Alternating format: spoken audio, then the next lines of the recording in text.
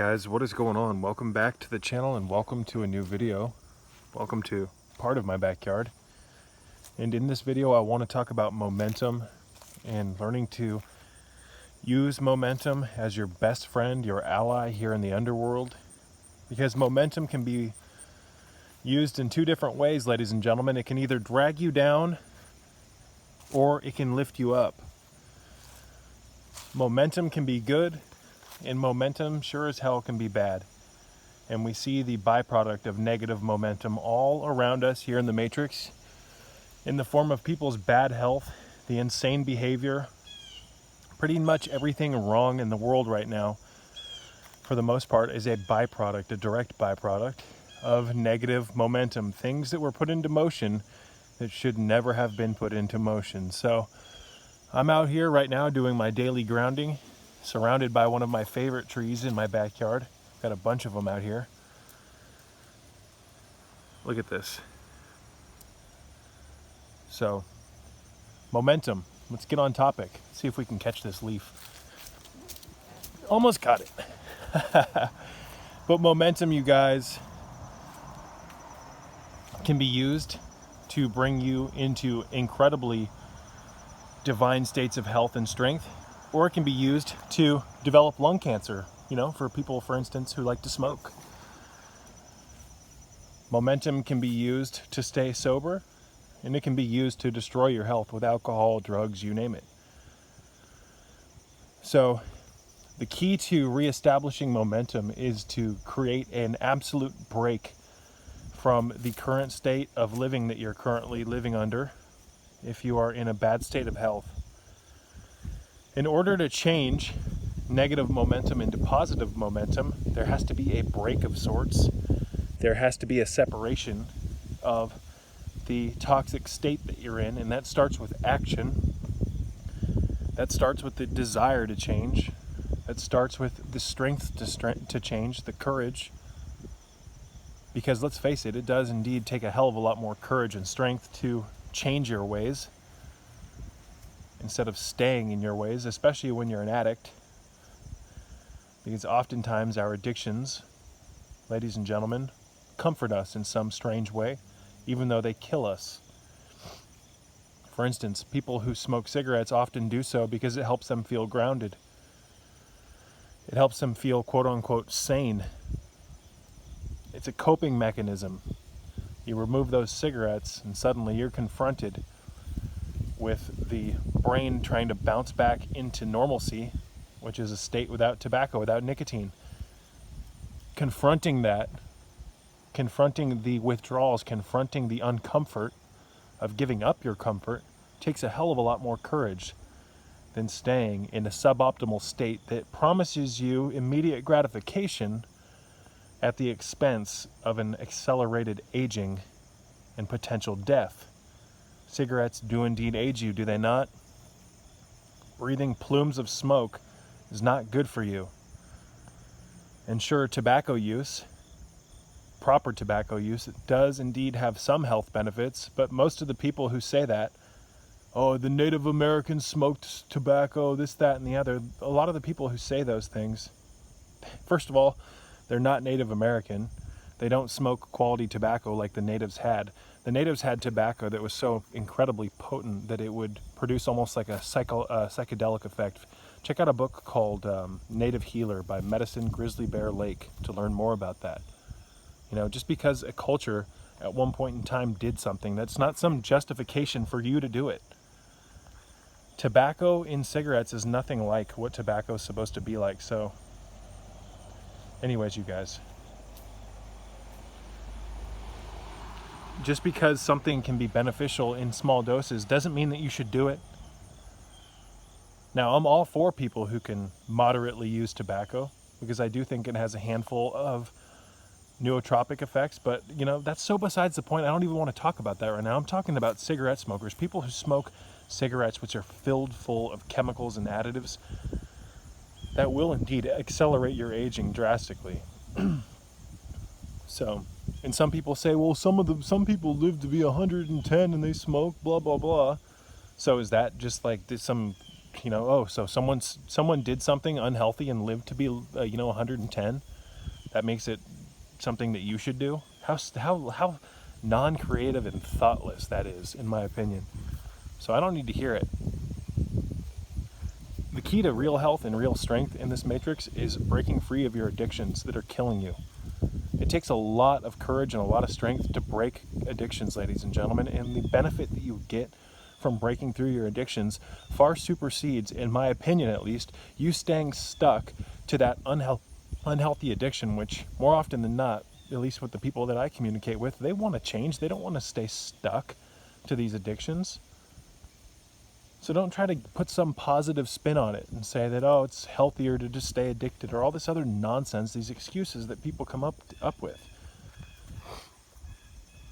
Breaking free from addictions is one of the quickest ways for you to develop massive amounts of willpower in this matrix. So momentum can be used to completely and radically change your life for the better, ladies and gentlemen. It is amazing how quick you can turn your life around.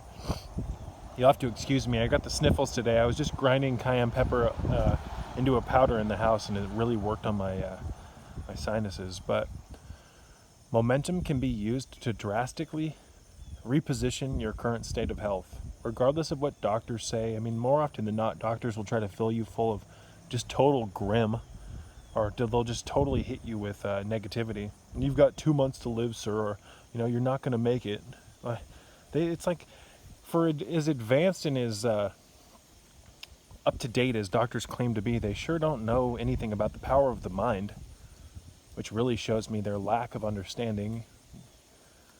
Because the mind, ladies and gentlemen, will really can accelerate the healing process 10,000-fold. But that's the greatest thing to do, I guess, to them at least. Just tell your patient that they've got no time left, and that you better start saying goodbye to everybody. What a horrible thing. What a curse to put on someone that you're trying to heal. More often than not, if you told someone, I'm not even going to get into that, ladies and gentlemen. We'll make a video about the power of positivity in the near future. But if you can literally, in the time that it takes you to watch this, right after this video is over, you can plan out a schematic or a plan for your life to completely bring you nothing but benefit. You can let go of all the crap you're consuming. You can develop an exercise regimen where you go for a daily walk. That's what I recommend. Get outside, clean your skin with the Dr. Kassar skin cleaning solution. It's all about getting the wheels moving. You see, a lot of people don't have momentum because they're stuck in backwards momentum, which is kind of like being stuck in quicksand. It's not momentum per se. It is momentum. You're doing things that are destroying your health, but it feels like you're stuck in purgatory. It feels like you can't move forward, which kind of is contradictory to the word momentum, but I think you catch my drift.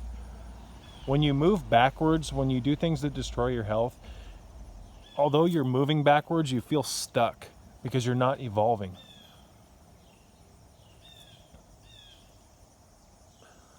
So let's see what I can get done in 1 hour.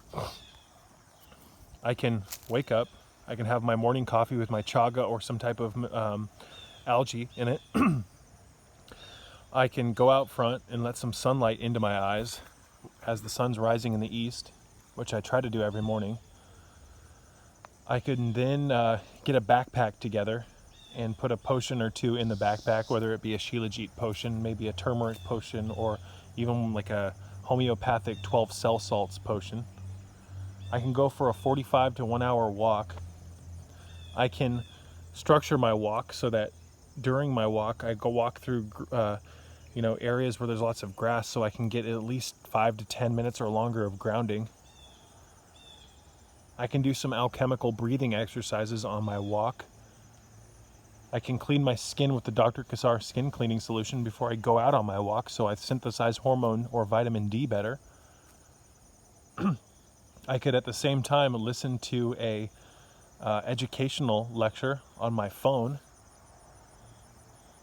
I could structure short sprints after I warmed up for about 15 minutes on my 45-minute to 1 hour walk so that I get my heart rate up so I clear blockages. I think you catch my drift. That's a lot of stuff that you can get done in 1 hour. And it may seem like, oh, how do you micromanage all that? You just do it. Once you do these things, ladies and gentlemen, the wheels of motion or momentum, they start to spin the opposite direction, and all the crud that's built up from the wheel of momentum spinning the wrong way breaks free, which is a metaphor for all the gunk that you've built up, all the crap that you've built up in your mind and your body, all this stagnancy and the lack of movement. You break all that crap away, and the wheel starts spinning the right way. And when the wheel spins the right way, ladies and gentlemen, your life improves, you feel better. It's just everything improves. When you do the right things in life, things improve, they get better. When you do the wrong things in life, things that you know you shouldn't do, you set yourself up to have a hard and difficult experience in life because you already know the answer. You're doing the wrong things. More often than not, when you do the wrong thing, you know you're doing the wrong thing.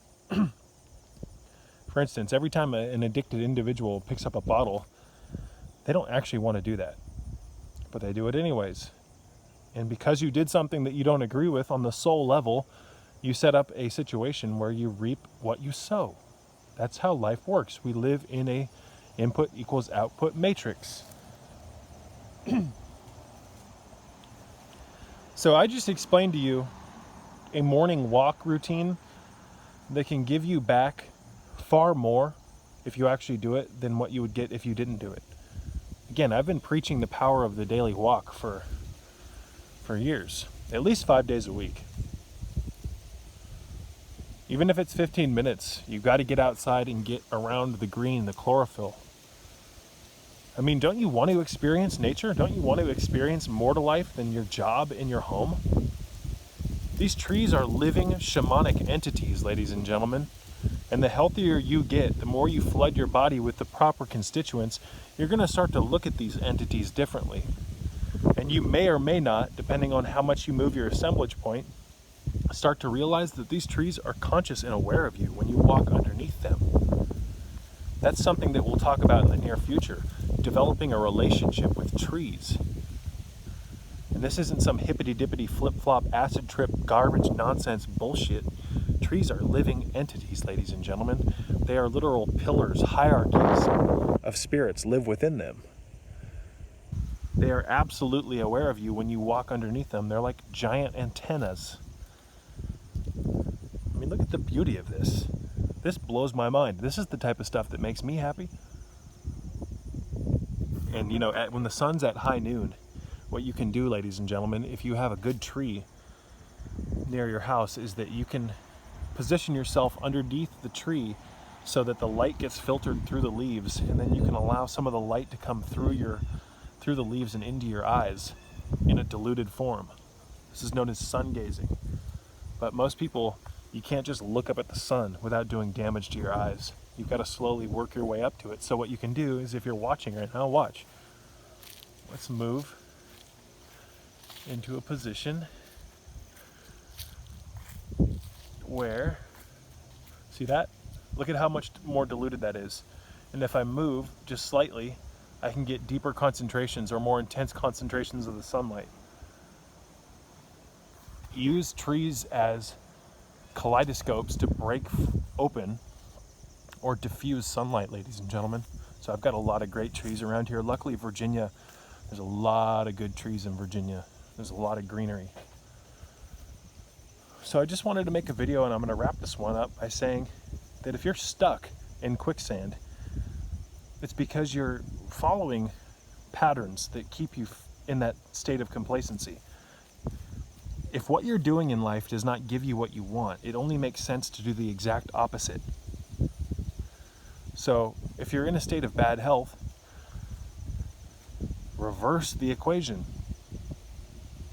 And I'm not saying to just give up everything that you do that you love right now. No, but you can make common sense, rational changes that are easy on your emotional field, that don't feel like giant sacrifices, so that it doesn't completely rock your world, Just make simple changes and get the wheel to spin the other way.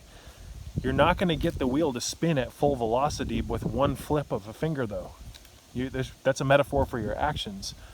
But by simply doing things in the opposite direction, you start that wheel to spin. And as it continues to spin, the crud that's built up on the axle, metaphorically speaking, breaks free, and the wheel starts to pick up momentum, and it starts humming, and your assemblage point starts shifting, and your life starts to improve. You get more access to your senses, to your consciousness, to your awareness, to your psychic centers. The healthier you become, and if you nourish yourself with the right foods, with the right nutrients, ladies and gentlemen, if you get outside, if you store your energy, if you work on your kidneys and build up your Jing levels, and if you balance the 3 treasures of Chinese healing, you will indeed start to perceive reality in a completely different way. You'll start to feel better. Your body will get leaner. There's a handful of benefits to all of this, ladies and gentlemen, but it requires your participation. And it's nowhere near as difficult as most people think it is. And most people are stuck in the quagmire and bad health. But I'm going to wrap this one up, folks. Go outside right now and get some goddamn light on your body.